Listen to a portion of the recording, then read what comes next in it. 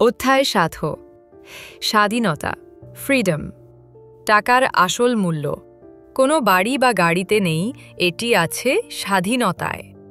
যখন আপনি নিজের সময় নিজের পছন্দ মতো কাজে ব্যয় করতে পারেন, যখন সকালে অ্যালার্ম না বাজলেও আপনার চলে, কিংবা বসের কথা শুনতে আপনি বাধ্য নন, তখনই আপনি প্রকৃত অর্থে ধনী। নিজের জীবনের নিয়ন্ত্রণই হল টাকার সর্বোচ্চ লভ্যাংশ, হাইয়েস্ট ডিভিডেন্ড। গভীর শিক্ষা, আপনার উপার্জিত অর্থ এমনভাবে ব্যবহার করুন যাতে তা আপনার সময় কেনার কাজে লাগে, অন্যের জন্য নয়। নিজের জীবনের নিয়ন্ত্রণের জন্য অর্থ সঞ্চয় করুন, কারণ সময়ই আমাদের জীবনের একমাত্র আসল সম্পদ, যা একবার হারালে আর ফিরে পাওয়া যায় না। অধ্যায় ৮ গাড়ির প্যারাডক্স, দ্য কার প্যারাডক্স। আপনি হয়তো একটি দামি স্পোর্টস কার কিনেছেন। কেন কিনলেন? উত্তরটা সম্ভবত এমন, যাতে অন্যেরা আমাকে দেখে সফল মনে করে, আমার প্রশংসা করে। কিন্তু যখন আপনি সেই নতুন গাড়িটি নিয়ে রাস্তা দিয়ে যান, তখন রাস্তায় দাঁড়িয়ে থাকা মানুষগুলো কি ভাবে? তারা আপনার দিকে তাকিয়ে ভাবে, বাহ, কি দারুণ গাড়ি, এই গাড়ির মালিক যদি আমি হতাম। তারা আপনাকে নয়, আপনার গাড়িকে প্রশংসা করছে। তারা আপনার সফলতার গল্প নয়, তারা স্বপ্ন দেখছে আপনার গাড়ির মালিক হওয়ার। গভীর শিক্ষা, অন্যের প্রশংসা বা বাহবা পাওয়ার জন্য খরচ করা বন্ধ করুন।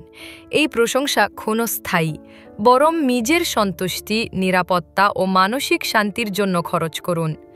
দেখানোর চেয়ে বাঁচার আনন্দ বড় এবং বাঁচিয়ে রাখার শক্তি আরও বড়। অধ্যায় ৯ সম্পদ বনাম আয়। আমরা যখন কোনো বিলাসবহুল বাড়ি বা দামি পোশাক দেখি, তখন সেগুলো হলো ব্যয় করা টাকা, স্পেন্ট মানি, বা আয়, ইনকাম এর বহিঃপ্রকাশ। কিন্তু সম্পদ, ওয়েলথ কি? সম্পদ হলো সেই টাকা যা আপনি খরচ করেননি। এটি আপনার সেভিংস, ইনভেস্টমেন্ট, ভবিষ্যতের নিরাপত্তার জন্য জমা রাখা অর্থ, যা কেউ দেখতে পায় না। যে মানুষটি খুব সাধারণ জীবনযাপন করছে, কিন্তু তার পকেটে ভবিষ্যতের জন্য বড় আকারের সঞ্চয় আছে, সেই ব্যক্তিটি প্রকৃত ধনী। আর যে মানুষটি সব টাকা খরচ করে দামি লাইফস্টাইল দেখাচ্ছে, সে আসলে নিজের ভবিষ্যৎকে বিকিয়ে দিচ্ছে। গভীর শিক্ষা, ধনী হতে চান? তাহলে দেখানোর চেয়ে বাঁচিয়ে রাখার দিকে বেশি মনোযোগ দিন। আপনার ইনভেস্টমেন্ট এবং জরুরি তহবিল, ইমার্জেন্সি ফান্ড হলো আপনার আসল সম্পদ। সম্পদ হলো একটা অদৃশ্য শক্তি, যা আপনাকে মানসিক নিরাপত্তা দেয়। অধ্যায় ১০ সঞ্চয়, সেভ মানি। মানুষ প্রায়ই ভাবে, আমার ইনকাম কম, তাই সঞ্চয় করা সম্ভব না। মর্গ্যান হাউজেল এটিকে কেবল একটি গাণিতিক সমস্যা হিসেবে দেখতে নারাজ। তিনি বলেন, সঞ্চয় একটি মানসিকতা, mindset. Saving is the gap between your ego and your income. অর্থাৎ আপনার আয় থেকে আপনার দেখাশোনার খরচ বা অহংকারকে বাদ দিলে যা বাকি থাকে, সেটাই আপনার সঞ্চয়। সঞ্চয়ের জন্য বিশাল ইনকামের প্রয়োজন নেই। প্রয়োজন শুধু অতিরিক্ত চাহিদা এবং আকাঙ্ক্ষাকে নিয়ন্ত্রণ করার মানসিক শক্তি।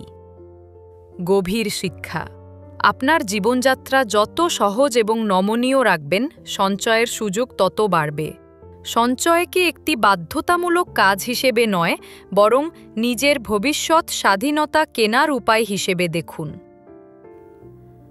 অধ্যায় ১১ যুক্তিসঙ্গত, বুদ্ধিমান, রিজনেবল, র্যাশনাল। অর্থনৈতিক সিদ্ধান্ত নেওয়ার সময় আমরা সব সময় পুরোপুরি যুক্তিবাদী, র্যাশনাল হতে পারি না, কারণ আমরা মানুষ, রোবট নই। আমরা আবেগ দ্বারা চালিত হই। তাই হাউজেল পরামর্শ দেন, পারফেক্টলি র্যাশনাল হওয়ার চেষ্টা না করে রিজনেবল, যুক্তিসঙ্গত, বা যা আমাদের শান্তি দেয় তেমন সিদ্ধান্ত নেওয়া উচিত। ধরুন আপনি জানেন যে বাজারের ওঠানামার সময় আপনার বিনিয়োগকে স্পর্শ না করাই সবচেয়ে বুদ্ধিমানের কাজ, র্যাশনাল। কিন্তু আপনার মনে ভয় কাজ করছে, তাই আপনি একটু হলেও টাকা তুলে নিলেন। এটি হয়তো র্যাশনাল নয়, কিন্তু এই সিদ্ধান্ত আপনাকে মানসিক শান্তি দিল, যা আপনাকে রাতে ভালো ঘুমাতে সাহায্য করল, রিজনেবল। গভীর শিক্ষা। আর্থিক পরিকল্পনা এমন হওয়া উচিত যা আপনি দীর্ঘদিন ধরে অনুসরণ করতে পারবেন, সাস্টেনেবল। যে পরিকল্পনা আপনাকে মানসিকভাবে স্বস্তি দেয় সেটাই আপনার জন্য সেরা। নিজের মানসিক স্বস্তির দিকে নজর দিন, বাজারের পারফেক্ট প্ল্যান নয়। অধ্যায় 12। আশ্চর্যের প্রত্যাশা, সারপ্রাইজ। ভবিষ্যৎ সবসময়ই অপ্রত্যাশিত। আমরা যত পরিকল্পনাই করি না কেন, জীবন আমাদের জন্য এমন কিছু সারপ্রাইজ রাখে যা আমরা কল্পনাও করতে পারিনি। যেমন হঠাৎ কোনো মহামারী বা অপ্রত্যাশিত রাজনৈতিক পরিবর্তন, যা আমাদের আর্থিক হিসাবকে মুহূর্তে বদলে দেয়। ভবিষ্যৎকে অনুমান করার চেষ্টা না করে তার জন্য প্রস্তুতি নিন। ইমার্জেন্সি ফান্ড তৈরি করা, বিভিন্ন খাতে বিনিয়োগ করা, ডাইভার্সিফাইড ইনভেস্টমেন্ট, এগুলোই হলো আপনার সেই ঢাল যা আপনাকে অপ্রত্যাশিত ধাক্কা সামলাতে সাহায্য করবে। অধ্যায় 13। ভুল হবে, মানুন। Room for error. হাউজেল খুব গুরুত্বপূর্ণ একটি কথা বলেন। The most important part of every plan is planning for your plan, not to go according to plan. অর্থাৎ আপনার পরিকল্পনায় সবসময় মার্জিন অফ সেফটি রাখুন। যদি আপনার বিনিয়োগ বা ব্যবসা 50% ভুলও প্রমাণিত হয়, তবুও যেন আপনার মূল জীবনযাত্রা ব্যাহত না হয়।